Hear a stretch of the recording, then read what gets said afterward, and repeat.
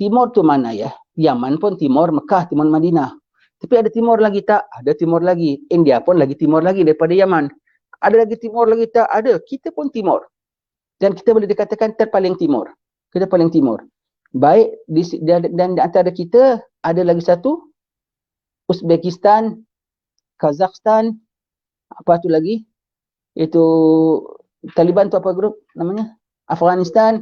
Semua tu di atas kita semua. Tu pun timur juga. Timur juga. China pun timur.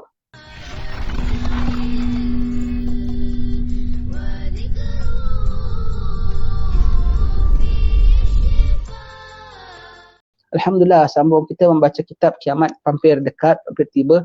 Apa yang kita baca ini, ya, subhanallah, pagi ini sekali lagi, semalam kita baca satu kitab Syama'il.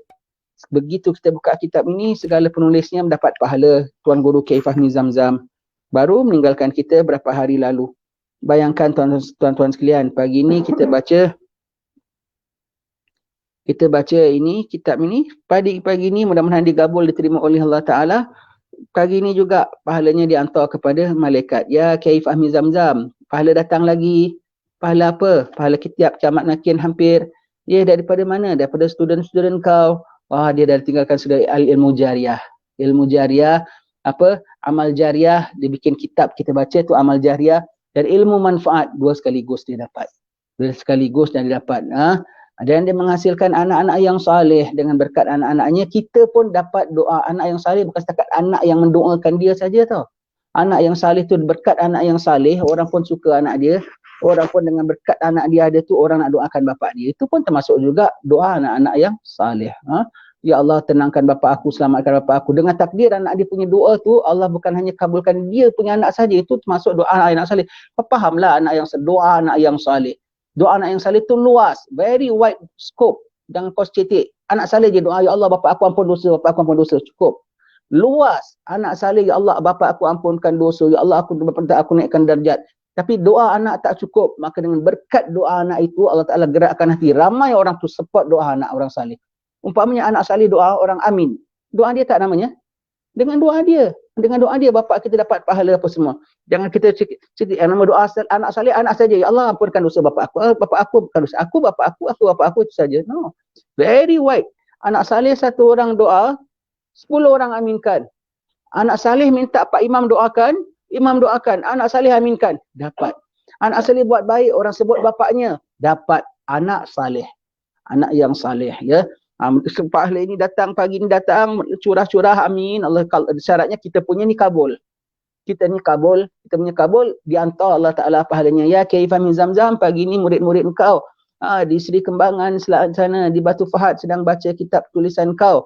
Mereka dapat manfaat, dapat insaf. Allah, fadilatnya pelaknya fadilat kiamat atau fadilat rohani. Agaknya kaya tak di hari ini? Allahumma ya Allah, kayakanlah Kiai Fahmi Zamzam ya Allah. Kayakanlah dia ya Allah, mudahkanlah urusan kuburnya ya Allah, bukakanlah baginya ya Allah, mudahkanlah, karuniakanlah dia nikmat-nikmat yang telah dia hasilkan segala penulisan ini, sampaikanlah padanya ya Allah, kabulkanlah niatnya ya Allah, ampun segala dosanya ya Allah, tempatkan dia magam yang tinggi ya Allah, voidkan segala kesilapannya ya Allah, ampunkan dia, rahmatkan dia ya Allah. Dia Tuan Guru kami, baik akhlaknya, kami saksikan dengan pandangan mata kami bahawa Tuan Guru ni amanah orangnya, baik akhlaknya, elok tutur kertinya, ikhlas perilakunya semua ya Allah. Dia Tuan Guru kami yang kami sayangi ya Allah, ampunkan dosanya ya Allah, tinggikan martabatnya ya Allah dengan rahmat-Mu ya Karim. Sampai muka surat pira? Pemegang bendera Mahdi. 21 dah baca ya. Tak apa, saya nak baca lagi sekali yang 20-nya pemegang benderanya, iaitu daripada orang-orang Bani Tamim. Kita ulang ya. Bani Tamim. Benderanya berwarna hitam dan pemegang benderanya ialah seorang anak muda yang akan datang dari timur. Datang dari timur, ya, kita nak ulang muka surat 20. Datang dari timur. Datang dari timur, anak muda datang dari timur. Timur tu mana ya? Yaman pun timur, Mekah timur Madinah. Tapi ada timur lagi tak? Ada timur lagi. India pun lagi timur lagi daripada Yaman.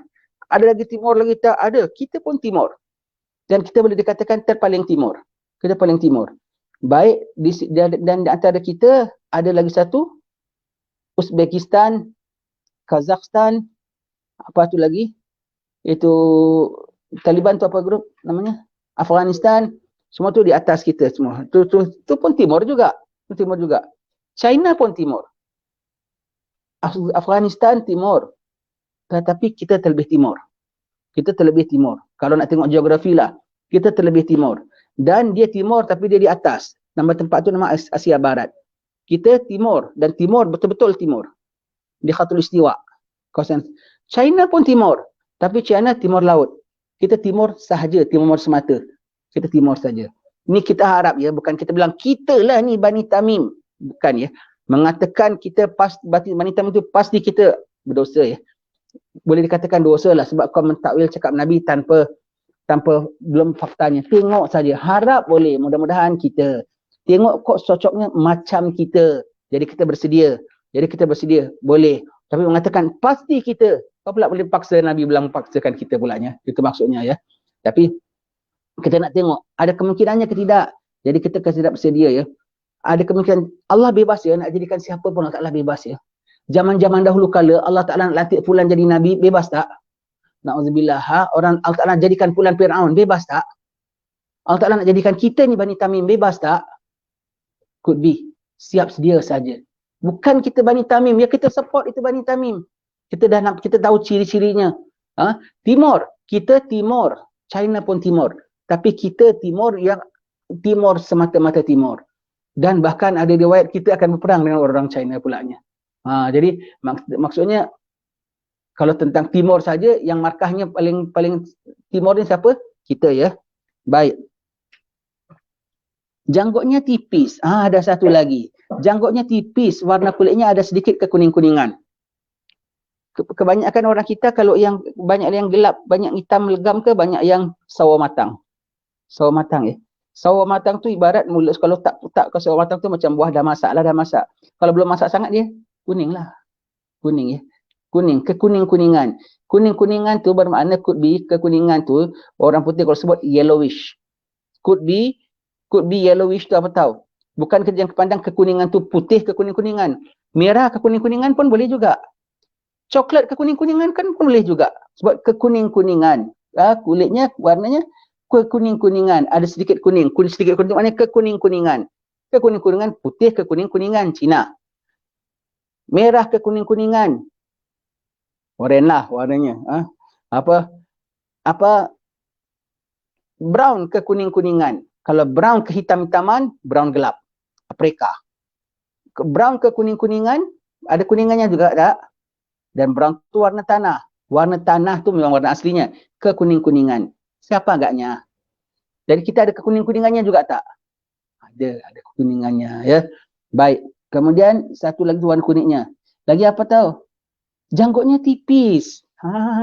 Sekarang lagi satu. Kita dengan Afghanistan janggutnya mana lagi tebal? Kita tengok janggut siapa lagi tebal. Agak janggut kita ke janggut Afghanistan agaknya. Sekali pandang satu orang tak tengok mukanya lah, tengok janggutnya je. Orang tahu mana Bani Jawi, mana Afghanistan. Tengok janggut pun sudah kenal. Janggutnya tipis. Allah, ini semua ada hadisnya ya. Semua Fahmi Tukil ni semua ada hadisnya. Tuan-tuan simaklah sendiri cari hadisnya ya. Janggutnya tipis. Namanya Syuaib bin Saleh. Wallahu alam. Kalau betul-betul nama tubuh badannya Syuaib bin Saleh lah dia. Ataupun could be namanya memang Syuaib bin Saleh. Tapi gelarannya selama ini namanya Martoyo bin Kartopo. Mungkin tak? Mungkin. Ataupun namanya apa? Abdul Ghani bin Osman. Tetapi jiwa Nabi Syuaib dan bapaknya si Osman tu soleh orangnya. Syuaib bin Saleh. Gelarannya. Could be tak? Itu nama kerohaniannya. Could be. Tentang nama ni kita jangan heran sangatlah. Tentang nama ni could be anybody. Oh nama kau kawan kita dari kecil. Oh nama kau Osman ya. Setahu aku nama kau Dol. Tak tahu aku nama dia Osman. Betul tak? Begitu ya. Tentang nama tu kita tengok nama boleh macam-macam makna ya. Anak muda ini bergelar pemuda Bani Tamim. Bani Tamim. Ya. Baik. Bani Tamim. Tolong ambilkan shield tu. Kena bangun.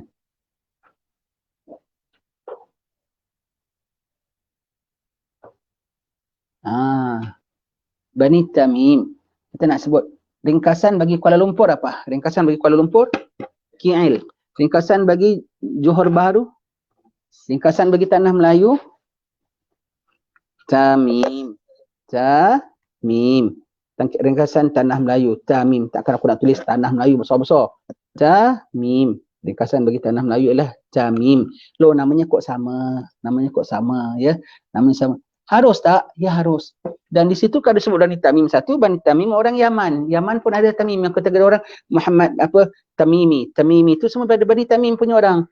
Mungkin dia. Kalau dia yang kita tolong. Walau siapa pun kita tolong. Kalau kita kena bersedia. Kita kena bersedia dengan persiapan ini. Ya, kita kena bersedia. Sedia macam mana? Rohaninya dulu. Sebab apa? Kita akan bersama Mahdi yang zuhud. Mahdi tu nanti dengan siapa lapornya? Isa, Nabi Isa punya zuhud, Nabi paling zuhud, Nabi paling tawaduk. Nabi Imam Mahdi sama Nabi Isa pair. Pair dekat dia pair. Maka yang nak bersama dengan kedua ini, kau kena agak-agak kau kena baca macam mana sifat Nabi Isa, kau kena baca macam mana sifat wali-wali, baru kau cocok. Terus di atas persiapan pertama. Pedang keris, pencak silat, yes itu nanti. Tapi but not the main thing. The main thing, kalau tidak nanti kalau belajar pencak silat, kalau belajar keris dan pedang dan panah, kau tapi tak ada rohani, kau bahkan kau panah Pak Mahdi nanti. Kau perang dengan tentera Mahdi nanti sebab kau tak bersama konsep dengan dia. Kau akan keluar dari barisan nanti. Jadi persiapan. Baik ya. Jadi kena tengok, namanya kok Bani Tamim ya. Kok sama ya. Dan dia mengetuai angkatan tenteranya yang akan menjadi tulang belakang kekuatannya. Tentera Mahdi dan di kekuatan tenteranya. Betul ya. Mereka akan masuk ikut sekarang kita tengok ya. Kalau saya tengok kalau di Palestin itu semua tu sekarang lah ya. Di Mekah, boleh kita harapkan orang Arab jaga Mekah Madinah tak? Tak boleh harap lah dia rosakkan lah, dia jogetkan Mekah Madinah lagi lah. Yang keliling-kelilingnya Arab yang lain pun senyap, tak boleh bersuara lah semua tu. Semuanya susah kita nak harapkan. Allah. Kalau di Palestin, kita nak harapkan dah negeri Mekah sendiri dia buat joget, Mekah Palestin dia heran. Pasal dia buat tak senonoh sebab orang berani buat kurang ajar dengan Palestin. Dan kalau orang Palestin sendiri pun rasanya mereka tak kuasa nak merdekakan kota Palestin. Sebab mereka sekarang dah 2/3 di bawah orang-orang kufar. Dan mereka comfortable di bawah sana. Mereka dikasih IC, mereka dikasih pasport, mereka live so happily, comfortably di sana. Mereka tak rasa we need to do anything. Dia dapat gaji bagus dengan pasport dia, mereka boleh pergi ke mana-mana sebagai pasport bangsa itu. Kalau yang 1/3 pun payah dan susah dan begitu begini. Dan dia kalau dia nak lawan pun yang dalam 1/3 tu kerana nak pertahankan tanah. Pasal nak tutup bila bapak dia kena bom. Pasal nak tutup bila abang dia kena tikam. Semua kita pergi sana kita tengok begitu. Agak-agaknya kalau dan pergi sana di samping nak bela itu tuntut ini itu semua, kena ada niat. Niat tu apa? Semata-mata kerana Allah Ta'ala. Dan caranya kena betul. Cara betul apa? Di bawah imam. Di bawah imam. Agaknya kalau satu kaum yang pergi sana, kalau bangsa Bani Jawi kita pergi sana, agak-agaknya ada ciri-ciri kita yang layak di sana. Kita pergi sana kerana nak rampas tanah. Kita pergi sana pasal nak claim kebun kita balik. Kita pergi sana nak tutup bela atuk kita. Kita pergi sana kerana apa? Kerana Allah. Kerana Allah. Dan kita ikut prosedur siapa? Prosedur imam. Imam bawa kita pergi. Ada ciri-cirinya kita tu nampaknya menepati. Dan tanpa kita perasan, sekarang orang Melayu kita ni menjadi tulang belakang umat Islam tu. Ada kita dengar pelarian Jawa pergi ke Syria. Ada kita dengar pelarian Melaka pergi ke Iraq. Ada kita dengar. Tapi sebaliknya ada tak kita tengok pelarian mereka di negara kita? Bukan setakat lari sempat bikin restoran Arab lagi. Banyak lagi ya. Kalau di KL tu ada restoran Arab, kedai Arab, pasar mini Arab. Semua Arab lah. Kayak Arab pulaknya. Allah. Tanpa kita sedar rantau kita ni mampu memelihara menjadi penyelamat bagi kaum-kaum kita. Not only they can stay here, they can survive here, they can comfortably live here. Orang-orang Melayu kita, subhanallah, tulang belakang.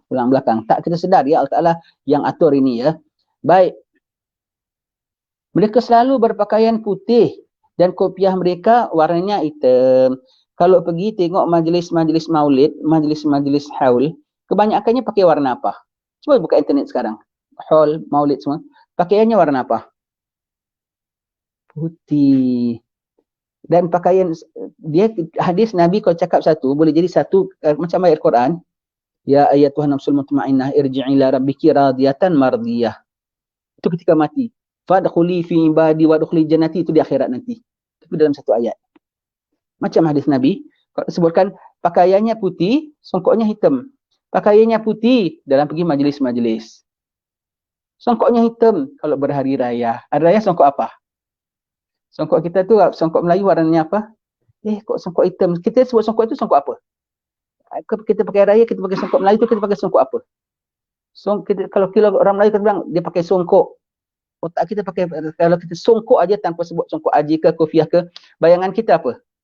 Hitam ya, songkok hitam kita kan. Songkok hitam. Dan bila songkok hitam, bila songkok kita saja, hitam lah. Kok macam banyak ya, macam samanya ya. Cuma tak ada. Dan bangsanya tu pun sukanya makan pisang goreng dan kuih koci. Itu aja tak ada sebut ya. Tapi nampaknya nampaknya kok macam banyak ya kita punya. Kita banyak sedia. Allah bebas nak pilih siapa. Ingat, kita Bani Jawi, Bani Tamim ini spare tire dalam dunia Islam.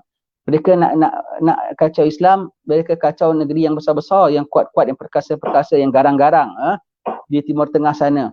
Rantau kita mereka biarkan. Mereka ingatkan kita macam tak ada kemana.